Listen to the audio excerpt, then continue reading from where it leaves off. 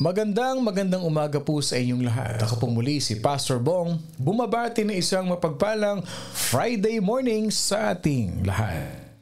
The book that we're gonna learn today, mga kapatid, is in the book of Jesus, found in the book of Job. Jesus found in the book of Job. Yes, napakagandang aralin na matututunan natin ngayong umaga sa aklat ni Job. No? Sa Tagalog, Job ang tawag nila. Sa English, Job. Yan, hindi Job, Job. Okay. Ano ang foundational verse natin dito? Job chapter 19, verse 25 to 27. The Bible says, "For I know that my Redeemer lives, and he shall stand at last on the earth. And after my skin is destroyed, this I know, that in my flesh I shall see God, whom I shall see for myself, and my eyes shall behold, and not another, how my heart yearns within me." Job chapter 19, verse 25 to 27. Let me just put it on screen. Di pala nailagay dito yung ating verse.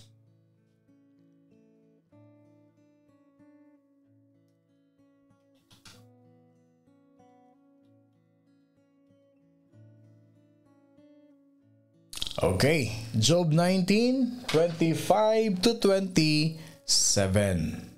Okay, let's read it in Tagalog, mga kapatid.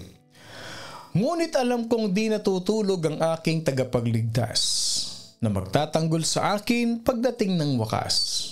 Pagkatapos na maubos itong aking buong balat, makikita ko ang Diyos kahit laman ay maagnas. Siya'y aking mamamasdan at mukha ang makikita. Siya'y makikilala nitong aking mga mata. Ang puso ko'y nananabik na masdan ko na siya." Wow! Alam niyo ba na this is very encouraging and inspiring? Where can we find Jesus? Nandito na sa verse na ito eh. Job 19, 25, 27. "For I know that my Redeemer lives." Meron tanong si Job. Chapter 14, verse 14. Most of us have wondered silently in our heart, kagaya ng tanong ni Job. If a man dies, shall he live again? Yan ang tanong ni Job. Pagka ba ang tao na matay mabubuhay muli? Yan ang ating pag-uusapan. In other words, ito bang buhay natin na to is this all there is? The life that we live in now? Are we simply here today and then we'll be gone by tomorrow and then nothing else? Wala na?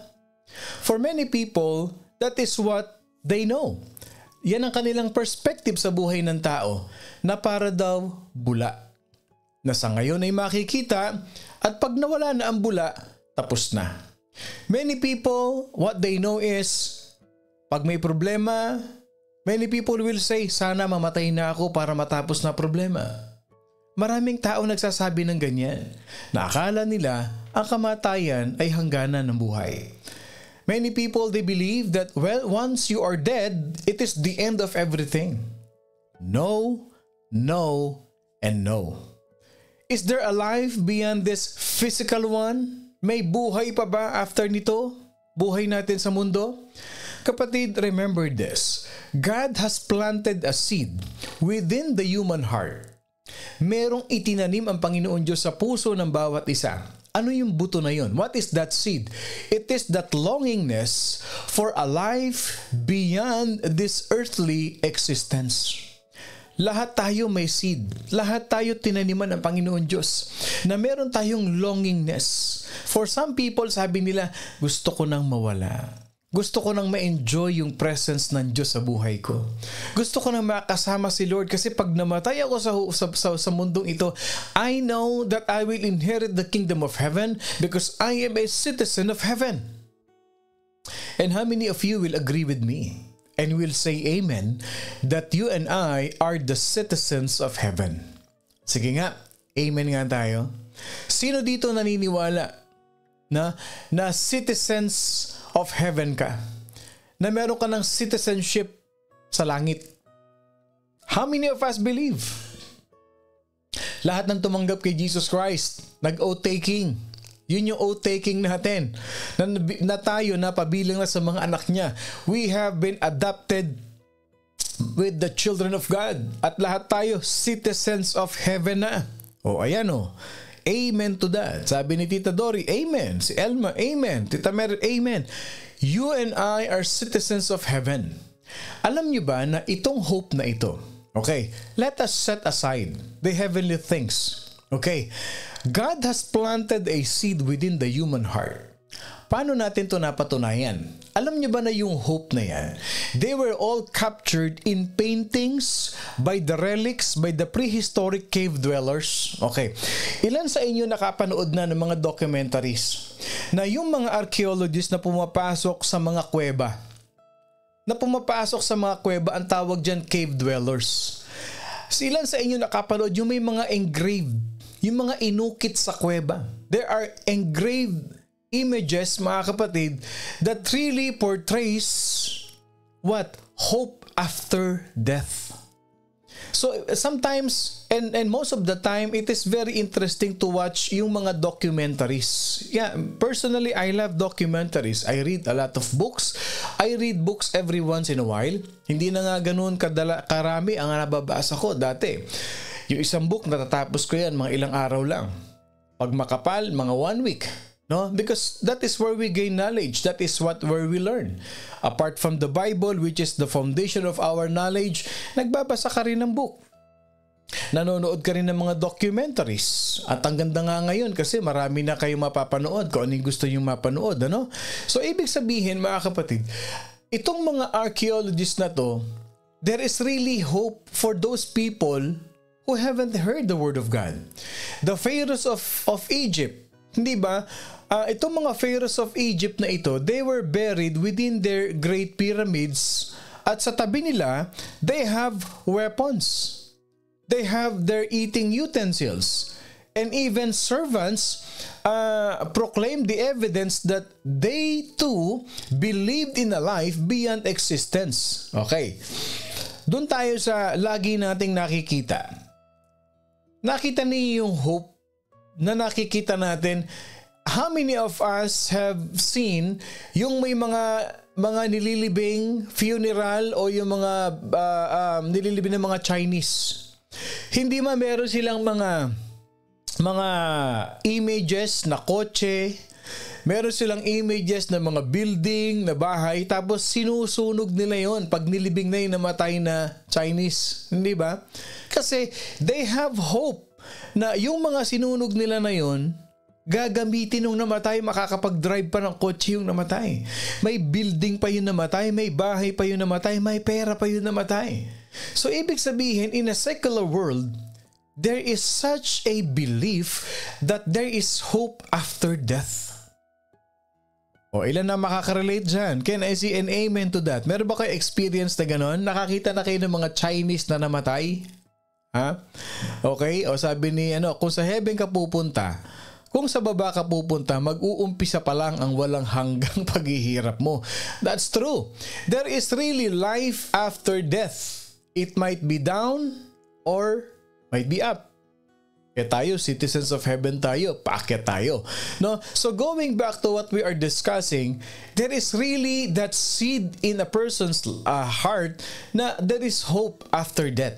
Mga kapatid, yung mga Native American Indians, alam niyo ba na pag namatay yung kanilang mga kalahi nila, kapatid, yung kasama nila sa kanilang mga tribes, isinasama nila yung kanilang pana, yung kanilang mga bow and arrow, yung kanilang mga knife. Why?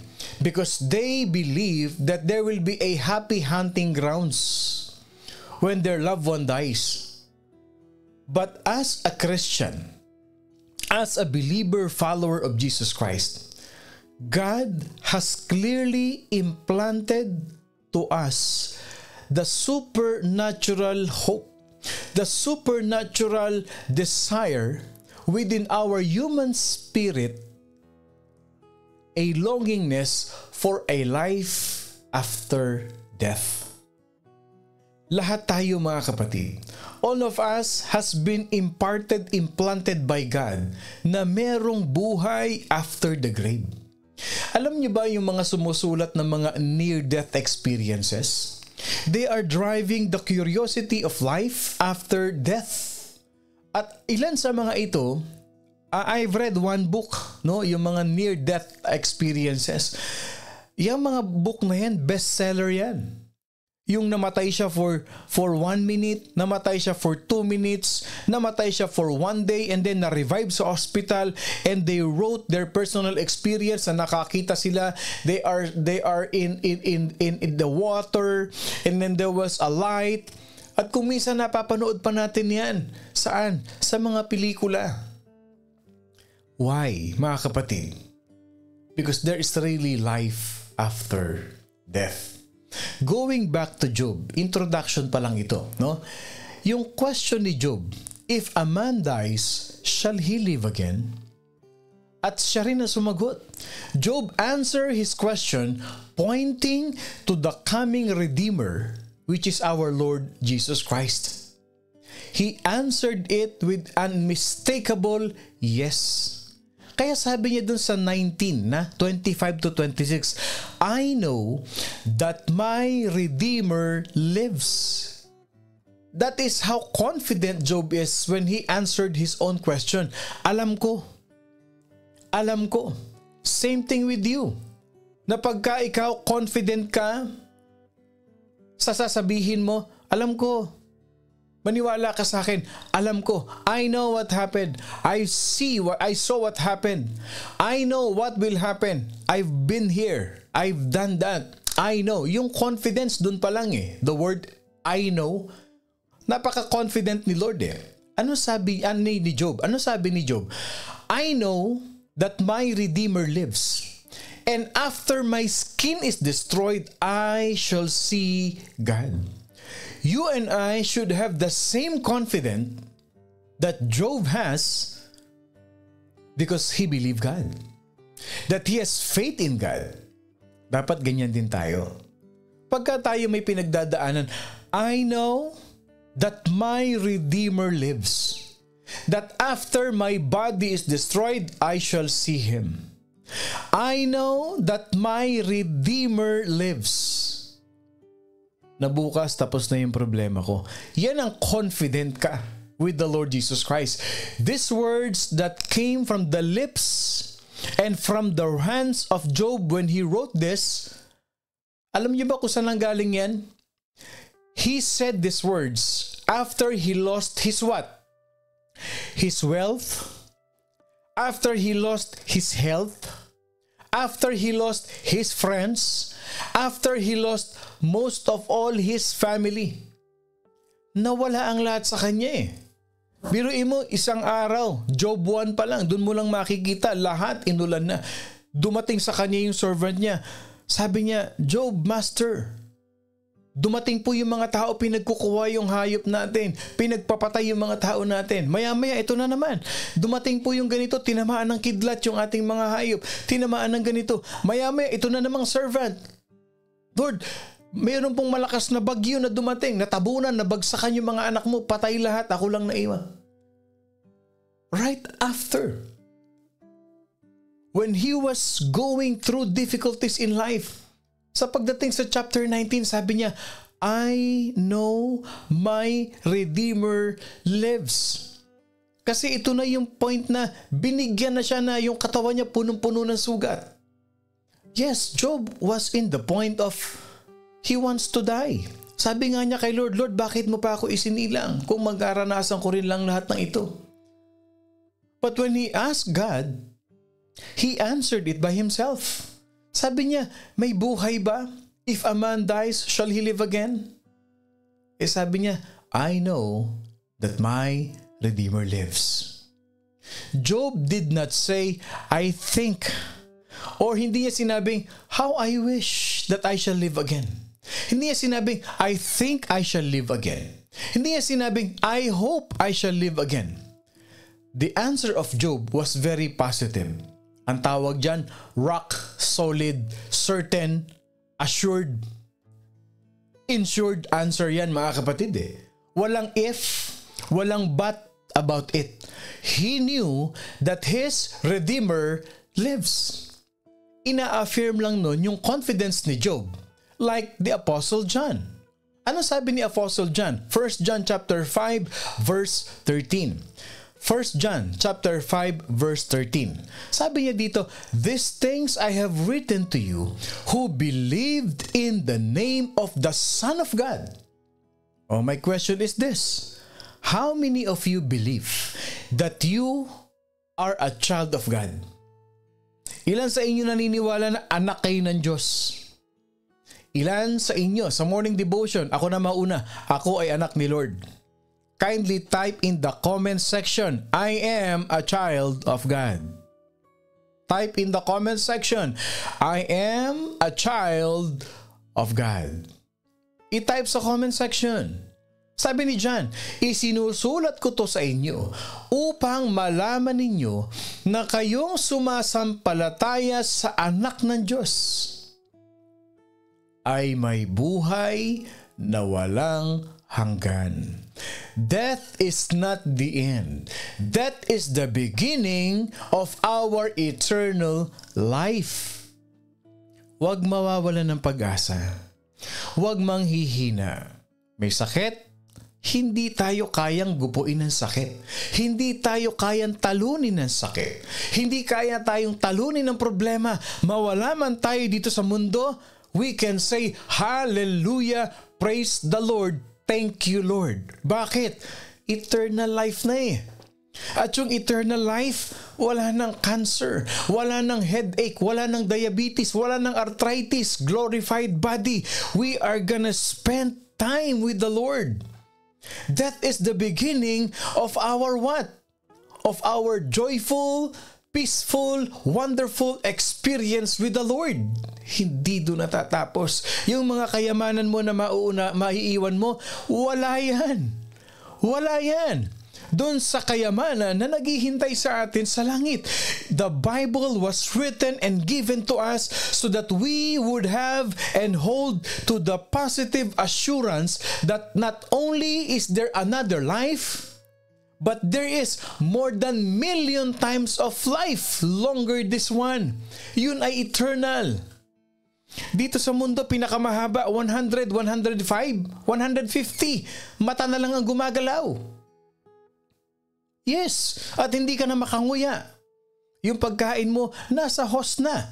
150 ka nga lang.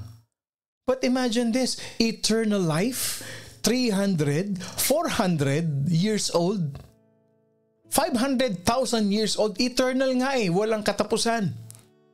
And you will live a life to the fullest. Anong ginagawa? Nagpe-praise and worship. Anong ginagawa? Nakikipagkwentuhan kay Moses. Nakikipagkwentuhan kay Lord. Nakikipagkwentuhan kanino? Kay Jacob, kay Isaac. Lahat ng nasa langit makakausap mo na. That's true. You will spend it with Job's Redeemer. Sino yung Redeemer sa Book of Job? Si Jesus Christ. Nandun si Jesus Christ sa word na Redeemer. Job's answer was not only positive, Job's answer was not just encouraging, but it was a pointed truth. It was precise. Yung sagot ni Job hindi lang nakaka-encourage, pero may katotohanan, may punto ang sagot niya. He indicated that he would see his Redeemer after what? The destruction of his own fleshly body. Beloved in the Lord, mga minamahal kong morning devotion family, we have previously seen Jesus our Redeemer walking through the passage in the book of Ruth. Sa book of Ruth, he was the foreshadow in the life of Boaz, yung kinsman Redeemer. So in essence, sabi ni Job, I have lost everything. Nawala na ang lahat sa akin eh. So what if death comes my way? Paano kung mamatay man ako? Anong sagot niya? I know that my Redeemer lives. That in the end, He will restore me because He lives and I will live again as well. buhay ang Diyos natin. Mamatay man ang physical body natin, He will restore us. Yung ating katawan, yung ating physical body, it will be a glorified body one day. Regardless kung yan ay abo. Lahat naman tayo magiging abo, i-cremate man tayo o hindi. So the question with that, side note, sa Kristiyano ba, bawal ba ang cremation o hindi? Depende sa iyo yan. Ba't lahat tayo, ano mangyayari sa atin? Kahit hindi ka i-cremate, magiging abo ka. Ang importante yung kaluluwa. What matters, what's important is the soul that will be saved. Kasi yung kahit abo na yan, magiging glorified body pa rin yan. Aangat, magiging katawan na walang sakit. Sabi ni Job, nawala na sa akin lahat. Ano kung mamatay ako? Alam ko naman na si Jesus buhay. At sa dulo ng buhay, pagdating ng finals, He will restore me. Nabuhay siya, bubuhayin din niya ako. Outside the Damascus gate, all the way down, yung tinatawag na, ano nga bang road yun? Sa labas ng Damascus, yung Nablus Road in Jerusalem. Nablus Road in Jerusalem. To this very day, mga kapatid, there is a beautiful garden. Okay? There is a beautiful garden dun sa Nablus Road in Jerusalem. And there lies a famous tomb. Alam niyo, maraming famous tomb. Ibig sabihin, libingan. Famous tomb. There are many famous tomb in the world today. Okay. Pakinggan nyo to ha. The pyramids in Egypt, they holds the bodies of the pharaohs. Okay. Secular word. Yung tinatawag na Westminster Abbey. Okay. Doon sa Westminster Abbey, doon nakalibing si Browning, si Tennyson, si Livingstone, and others. Yung mga sikat na yan, ng mga panahon na yon, yung mga old golden days. Okay. Doon sa Mecca, sa Saudi, you can find the tomb of Muhammad. Lahat sila nalibing doon. Sa pyramid, yung pharaohs ng Egypt. Sa Westminster Abbey, nakalibing doon. Yung mga lolo natin, great-great-grandfather, libingan ni Rizal, libingan ng mga bayani, libingan ng mga ninuno natin, mga dakilang bayani nung araw. All those tombs, they are famous. They became famous for who is inside. Tama? Okay. Pero yung Garden Tomb sa Jerusalem is famous for the one who does not contain a body. Walang laman. Bakit? Kasi yung tomb na yun, buhay. Na buhay, na buhay. Yung namatay sa krus, nilibing sa tomb. Nawala after 3 days at buhay na buhay. Yung sa Garden Tomb in Jerusalem, nailibing pero buhay na buhay na buhay. Sumikat yun. Pag pumunta ka sa Jerusalem, dadalhin ka nila ron, yung trip na yun. O dito nilibing si Jesus Christ. Pero ang tanong, nasaan yung body ni Jesus Christ? Walang laman. Kasi my Redeemer lives. I know that my Redeemer lives. Ikaw na anak ng Diyos, mabubuhay ka. Hindi tayo mamamatay. The answer of Job is intensely personal. Nung binabasa ko itong verse na ito, it hits me. Andito si Jesus Christ. Ito si Jesus. And I was in tears. Lahat tayo mamamatay. But if we know that our Redeemer lives, mabubuhay tayo, kapatid. Mabubuhay tayo. Okay. You know na every time I preach, hinihimay ko ang Bible. Napansin ba ninyo? Yung phrase, I know that my. Take note of the word my. We should embrace that little one syllable my. We should embrace that two-letter word. Ang tawag dyan personal pronoun, my. Dalawang letter, isang salita, personal pronoun. My Redeemer ko yun. Redeemer mo yun. Yes, He is our Redeemer. He is our personal Redeemer. Type in the comment section, my Redeemer lives. Nanghihina sa buhay, nagkasakit, pinanghihinaan ng loob, my Redeemer lives. Buhay si Jesus. Buhay yung tagapagligtas natin. Type in the comment section, my Redeemer lives. Type in the comment section. Sige kapatid, i-type mo, my Redeemer lives. Ito ang dapat itinuturo sa mga Kristiyano. Ito ang dapat na nakatanim sa puso natin para hindi tayo reklamo ng reklamo, hindi tayo natatakot, ano man yan. Mawala ang lahat sa atin, mawala ang love life, mawala ang kayamanan, mawala ang buhay. I know my Redeemer lives. You will find Jesus Christ here in the book of Job because He is our very own personal Redeemer who lives forever. Sabi ni Onin, my Redeemer lives. Type in the comment section. Buhay ang Diyos natin, kapatid. Hindi tayo matatakot kahit na ano. Pera lang yan. Sakit ka lang. I'm not afraid. Because the moment I close my eyes here on earth, the next second that I open it, I am with my Redeemer. In the midst of great difficulties, Job's source of delight was seeing God in the next life. Bakit masaya pa rin si Job? Kahit pa ganun ang pinagdaanan niya, nawala ang lahat. Bakit? Makikita ko na si Lord. Mayayakap ko na si Lord. Bakit? Sa piling ni Lord, wala nang ospital. Sa piling ni Lord, wala nang arthritis. Sa piling ni Lord, magdiriwang, magsasaya, magpupuri, magwo-worship sa Panginoon. Wala nang funeral homes. There will be no more death kasi eternal life. We will never see or sense the need for any more counseling centers. Why? In heaven, there is no depression.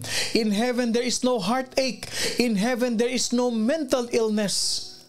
We will never see a police car because there will be no more crime. Wala nang crime. Lahat doon, puro rejoicing in heaven. Wow!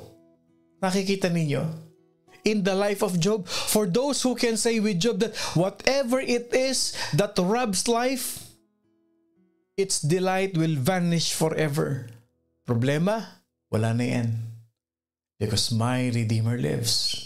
Di ako takot mamatay.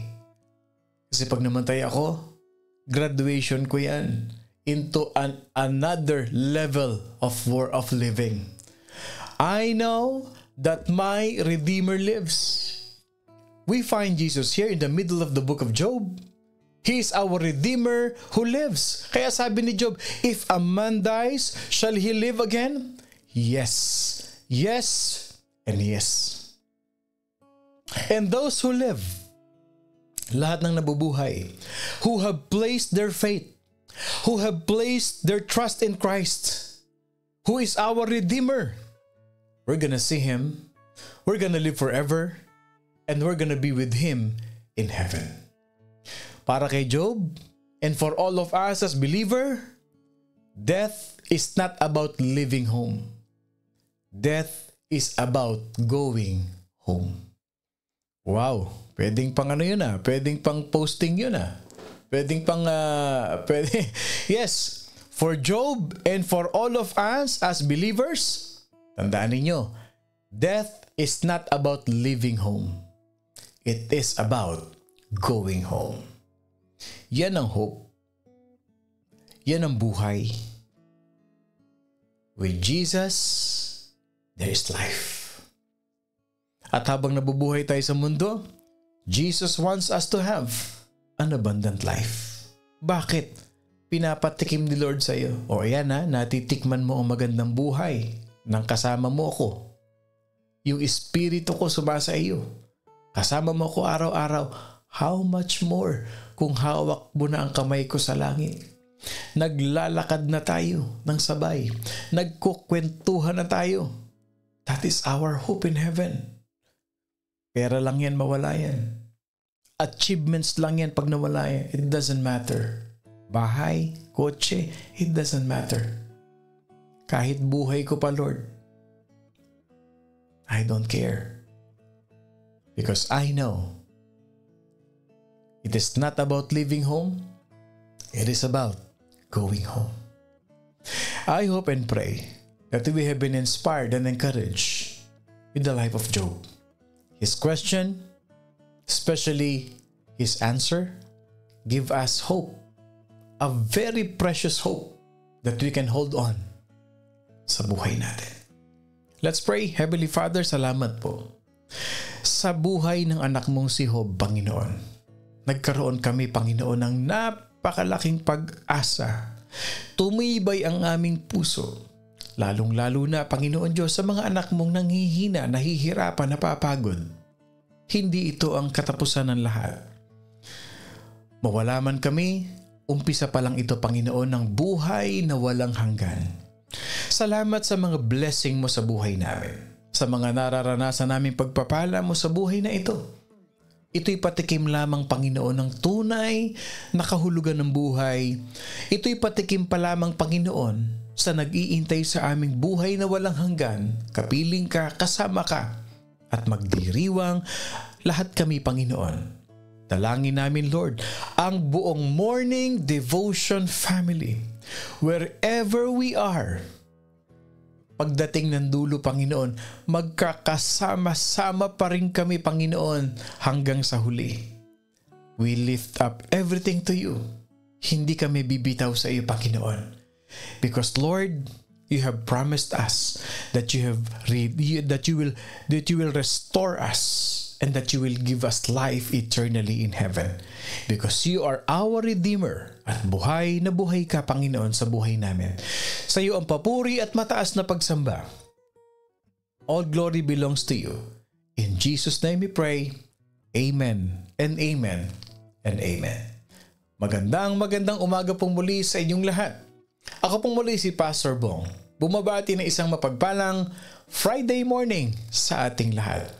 Mamayang gabi magkita-kita tayo sa ating Friday Night Bible Study via Zoom sa West Covina at in person dito sa ating church sa Carson.